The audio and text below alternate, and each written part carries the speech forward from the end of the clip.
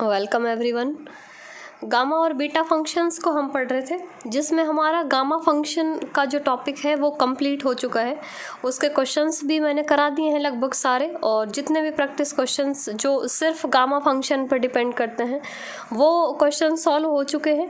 उसके अलावा अगर आपकी कोई प्रॉब्लम है तो वो आप शेयर करके ज़रूर बता सकते हैं। किसी क्वेश्चन का अगर आपको सॉल्यूशन चाहिए तो जो फर्स्ट बार वीडियो देख रहे हैं वो प्लेलिस्ट में जाके जो गामा फंक्शंस की जितनी भी वीडियो है उसका प्लेलिस्ट है, वहाँ से आप जाके पढ़ सकते हैं। और फर्स्ट बार आप चैनल विजिट कर रहे हैं तो चैनल को सब्सक्राइब जरूर करें। तो अब हम गामा फंक्शन के बाद में बीटा फंक्शन को स्टार्ट कर रहे हैं। तो वही इंटीग्रेशन है, एक इंटीग्रेशन था जिसको हमने गामा फलन का नाम दिया था, और एक इंटीग्रेशन है जिसको हम एक पर्टिकुलर इंटीग्रेशन जिसको हम बीटा फंक्शन का नाम देंगे।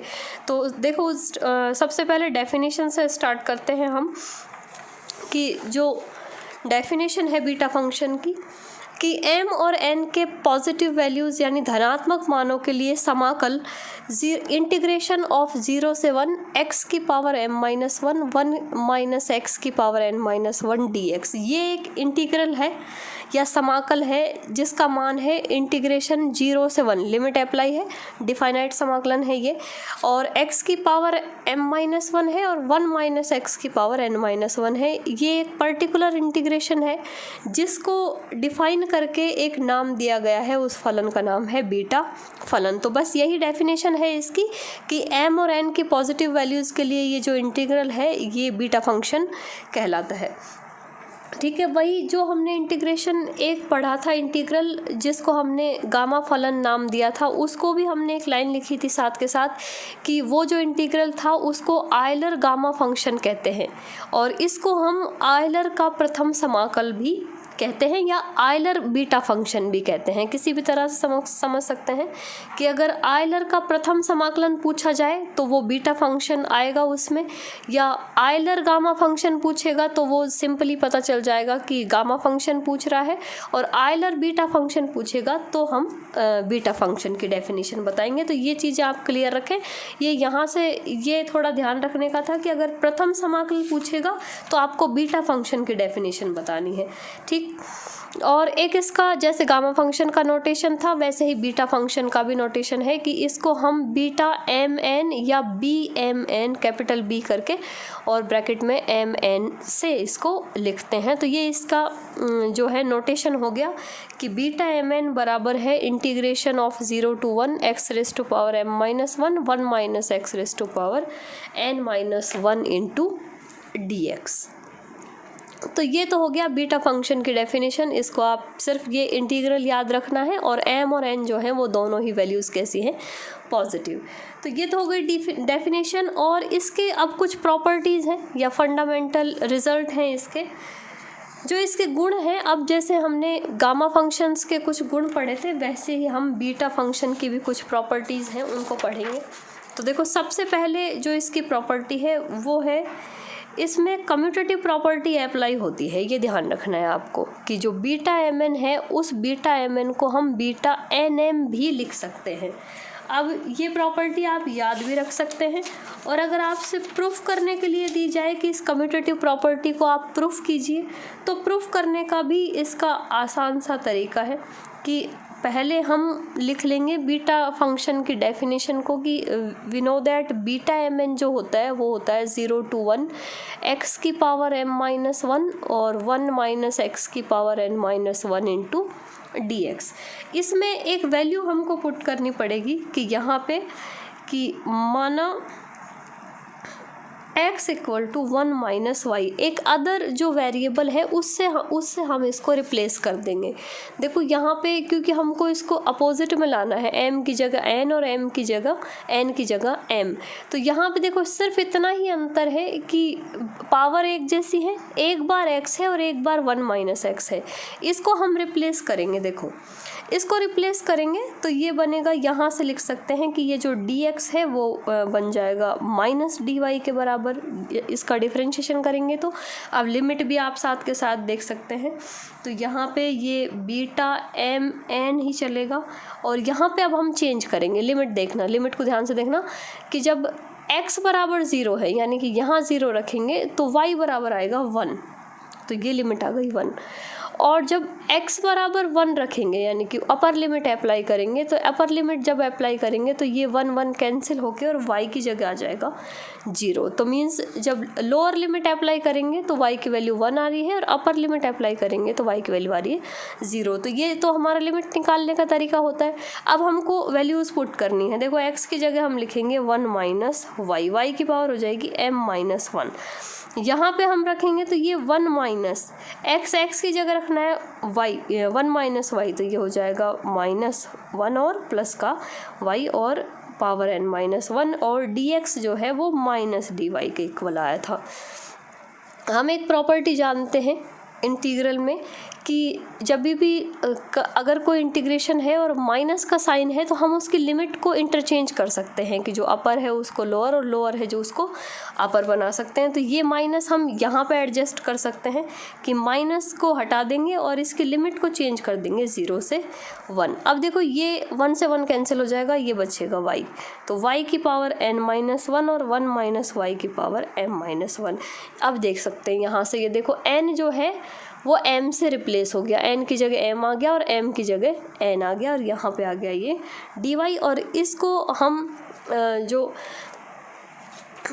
इंटीग्रल की एक प्रॉपर्टी होती है कि वेरिएबल अगर एक जैसा है इंटीग्रेशन में तो हम उसको रिप्लेस करके वापस x या किसी भी वेरिएबल से चेंज भी कर सकते हैं, तो वो भी ज़रूरत नहीं है। यहाँ पे हम देखेंगे कि ये डेफिनेशन जो है वो इस डेफिनेशन से हम ये वाला जो इंटीग्रल है इसको हम लिख सकते हैं बीटा n m। अब यहाँ पे पहले n आ गया है और बाद में m, तो ये प्रॉपर्टी यहाँ पे प्रूफ हो गई हमारी, तो इसको याद भी रख सकते हैं। और अगर कभी ये प्रूफ करने के लिए दी जाए तो इसको ये वैल्यू पुट करके हम यहाँ से रिप्लेस भी कर सकते हैं। एक और इसका प्रॉपर्टी है, इसके फंडामेंटल प्रॉपर्टीज़ हैं कुछ, वो सारी ही हम एक साथ डिस्कस कर लेंगे अभी। तो नेक्स्ट जो है वो है बीटा mn।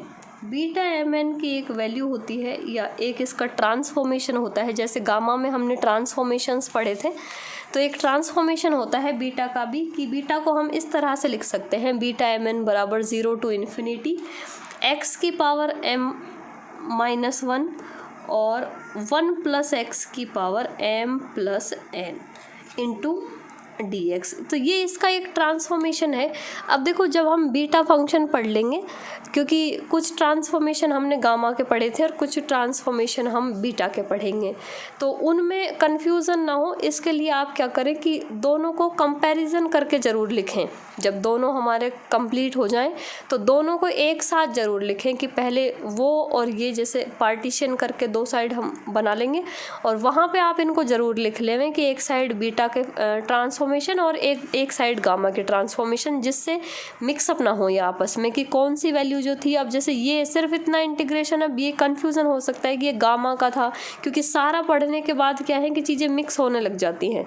तो उसका चीज़ें मिक्स ना हो उसका एक यही सॉल्यूशन है कि आप कंपैरिजन करके लिखें चीज़ों को और उनको बार बार पढ़ें देखें, तो उससे क्या है कि कन्फ्यूज़न क्रिएट नहीं होगा कि कौन सी बीटा की वैल्यू है और कौन सी गामा की, क्योंकि हम इनमें भी रिलेशन पढ़ेंगे बाद में बीटा और गामा में भी। तो ये इसका ट्रांसफॉर्मेशन है। तो एक तो ये याद रखना है कि बीटा mn जो होता है वो 0 to ∞ x की power m-1 upon 1 plus x की power m plus n into dx के बराबर होता है। और अगर ये ट्रांसफॉर्मेशन आपको प्रूफ भी करना है कि क्योंकि डिस्क्रिप्टिव टाइप आपका पेपर आता है तो उसमें कोई भी ट्रांसफॉर्मेशन प्रूफ करने के लिए भी 2 या 3 पार्ट में दिया जा सकता है। तो प्रूफ करने के लिए याद क्या रखना है कि यहाँ पे जो हम वैल्यू पुट करेंगे, सबसे पहले इसकी डेफिनेशन को लिख लेते हैं। जो डेफिनेशन है बीटा की कि बीटा mn बराबर होता है 0 to 1 x की पावर m-1 1 माइनस x की पावर n-1 इंटू dx। तो ये तो इसकी डेफिनेशन है। और अब जो हम वैल्यू पुट करेंगे वो करेंगे यहाँ पे जो हमको वैल्यू पुट करनी है कि वो करेंगे x बराबर y अपॉन 1 प्लस वाई।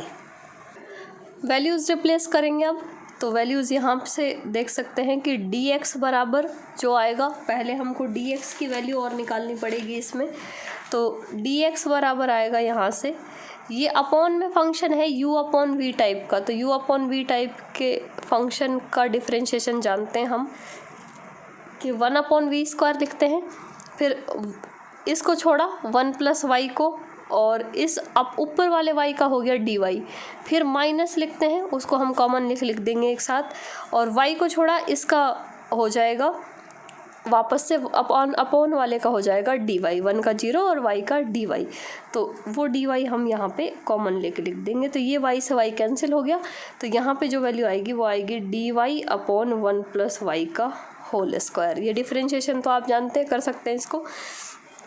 अब बीटा mn देखो, पहले इसकी लिमिट तो x बराबर 0 रखेंगे, तो x बराबर 0 लिमिट निकाल सकते हैं। जब x बराबर 0 तो y अपॉन 1 प्लस वाई बराबर 0, ये क्रॉस मल्टीप्लाई होगा तो इट इम्प्लाइज y बराबर 0, तो लोअर लिमिट तो आएगी 0 ही।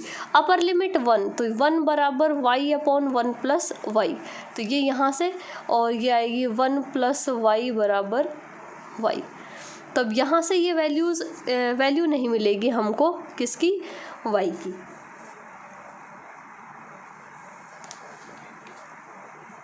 तो कोई फाइनाइट नंबर नहीं मिल रहा, इसलिए यहाँ पे ये जो लिमिट आएगी वो आएगी इन्फिनिटी।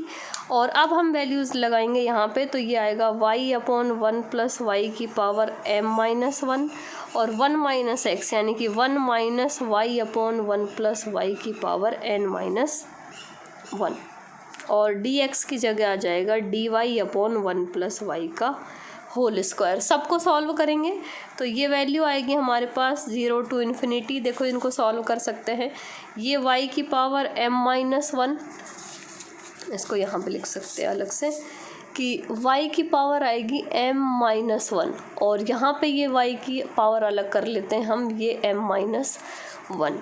यहाँ पे ये 1 प्लस वाई में से y माइनस होगा तो ऊपर सिर्फ 1 बचेगा, और यहाँ पे ये बचेगा 1 प्लस वाई की पावर n माइनस 1, और ये इंटू dy, तो dy अपॉन 1 प्लस वाई की पावर 2।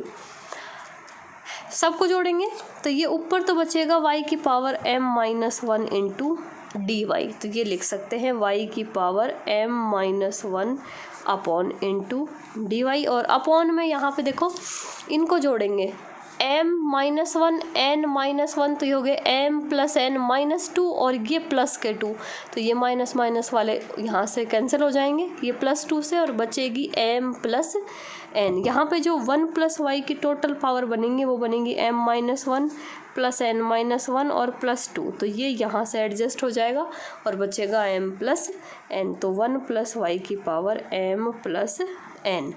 तो आ गया ये, यहाँ से वेरिएबल चेंज करके और हम इसको लिख सकते हैं। तो ये इसका एक ट्रांसफॉर्मेशन आ गया। तो ये इसका सेकंड प्रॉपर्टी है कि बीटा mn की जो वैल्यू है वो इस फॉर्म में भी हो सकती है। और नेक्स्ट जो इसका ट्रांसफॉर्मेशन है वो है बीटा mn बराबर 2 इंटू 0 टू π/2 लिमिट साइन की power 2m minus 1 into theta और कॉस की power 2n minus 1 theta into D theta. तो ये जो वैल्यू है वो हम याद भी रखनी है हमको, और ये एक इसका बीटा का ट्रांसफॉर्मेशन भी है कि बीटा mn की जो वैल्यू है वो इस फॉर्म में भी हो सकती है। तो इसको कैसे प्रूफ करेंगे? इसको प्रूफ करने का तरीका ये है कि यहाँ पे जो हम, क्योंकि जो इसकी पहले जो हमने डेफिनेशन पढ़ी है उसी डेफिनेशन से हम ये मान निकाल रहे हैं सारे के सारे, तो यहाँ पे हम मान निकालेंगे उसी से कि पहले हम इसकी डेफिनेशन लिखते हैं कि वी नो दैट चूँकि बीटा mn होता है 0 to 1 x की पावर m माइनस 1 और 1 माइनस एक्स की power n minus 1 into D x. अब यहाँ पे एक वैल्यू पुट करेंगे कि माना x बराबर साइन स्क्वायर थीटा। तो ये वाला जो ट्रांसफॉर्मेशन है इसको प्रूफ करने के लिए आपको पुट करना है x बराबर साइन स्क्वायर थीटा। 3 ट्रांसफॉर्मेशन है, एक तो सिंपली कि जो हमको कम्यूटेटिव प्रॉपर्टी प्रूफ करनी है उसमें तो x की जगह 1 माइनस वाई रख देंगे। एक ट्रांसफॉर्मेशन है जिसमें लिमिट 0 से इन्फिनिटी जाती है, उसमें आपको रखना है x बराबर वाई अपॉन 1 प्लस वाई, और एक ये टिग्नोमेट्रिक फॉर्म में है ट्रांसफॉर्मेशन। तो इसके लिए याद रखना है कि इसके लिए जो हम पुट करेंगे वो करेंगे x बराबर साइन स्क्वायर थीटा। तो इस तरह से क्वेश्चन को कहाँ से स्टार्ट करना है वो चीज़ याद करनी होती है, उसके बाद सिर्फ स्टेप बाय स्टेप कैलकुलेशन करनी होती है। तो वो चीज़ें ज़रूर याद रखें। पढ़ने का तरीका क्या होता है वो आपका ज़रूर यहाँ पे मैटर करेगा कि आप किस तरह से चीज़ों को याद रखते हैं। तो ऐसे इस तरह कंपैरिजन करके लिखें कि इसको याद रखने के लिए हमको कि भाई ये डेरिवेशन प्रूफ करना है तो ये याद रखना है, ये प्रूफ करना है तो ये याद रखना है। तो अब यहाँ पे जो जो चीज़ें इस इंटीग्रेशन में चाहिए हम सारी निकाल लेंगे। तो सबसे पहले तो dx बराबर इसका यहाँ पे डिफरेंशिएशन करेंगे तो साइन स्क्वायर का हो जाएगा 2 साइन थीटा और साइन का हो जाएगा कॉस थीटा और इनटू डी थीटा। तो बीटा mn की वैल्यू इंटीग्रेशन है तो इंटीग्रेशन अप्लाई कर देंगे। लिमिट चेक करते हैं, देखो 0 रखेंगे तो साइन में 0 आता है 0 पर, और 1 रखेंगे तो साइन स्क्वायर 1 वो आता है π/2 पर। तो साइन में 1 वैल्यू π/2 की होती है तो यहाँ पे π/2। अब x की जगह वैल्यू रखनी है तो x की जगह है साइन स्क्वायर थीटा और उस पे पावर है m-1, ठीक। 1 माइनस एक्स यानी 1 माइनस साइन स्क्वायर थीटा और उसकी पावर है n-1, और डी एक्स की जगह आ जाएगा 2 sine theta cos theta D theta. 2 constant है, 2 को बाहर निकाल लेंगे, लिमिट 0 से π/2 रहेगी। अब यहाँ पे पावर्स देखो, साइन इस पावर को हम यहाँ गुणा कर सकते हैं, पावर पे पावर लगी हुई है तो 2m माइनस ये बनेगा माइनस का 2, और पावर जो है पावर चल रही है। अब यहाँ पे देखो ये साइन की पावर 2m-2 और एक साइन ये है तो इसकी पावर हम प्लस कर देंगे। ये साइन की एक पावर है और ये 1 minus sine square cos square बनेगा तो कॉस स्क्वायर स्क्वायर इससे गुण मल्टीप्लाई होगा 2 घात तो 2n-2 और एक कॉस यहाँ पे है तो ये प्लस हो जाएगी और ये थीटा और ये डी थीटा। तो यहाँ पे ये ट्रांसफॉर्मेशन आपको प्रूफ हो गया कि बीटा mn जो होता है वो होता है 0 से π/2 मल्टीप्लाइड बाय 2 साइन की पावर 2m, अब ये -1 बचेगा यहाँ पे, इंटू थीटा और कॉस की power 2n-1 into theta into D theta. ठीक, ये 3 ट्रांसफॉर्मेशन थे, तीनों के तीनों यहाँ पे प्रूफ हो गए। तो ये तीनों ट्रांसफॉर्मेशन के प्रूफ आप याद करें और इनको लिख लेवें एक बार। उसके बाद में हम बीटा और गामा में रिलेशन पढ़ेंगे और जो इस पे डिपेंड करने वाले, क्योंकि बीटा और गामा के क्या है कि गामा में ही क्वेश्चन ज़्यादा बनते हैं। उसके बाद जब बीटा और गामा एक साथ हम पढ़ने लग जाते हैं तो कुछ प्रूफ करने वाले रिजल्ट हैं जिनको हमको प्रूफ करके याद रखना होता है। जैसे प्रूफ करने वाली कुछ लेमास और कुछ प्रमेय हैं वो आपको याद करनी है। तो फिलहाल तो ये 3 ट्रांसफॉर्मेशन है और नेक्स्ट जो इसका पार्ट पढ़ेंगे हम वो अगले वीडियो में। तो मिलते हैं। वीडियो कैसी लगी, वीडियो पे फीडबैक ज़रूर शेयर करें अपना।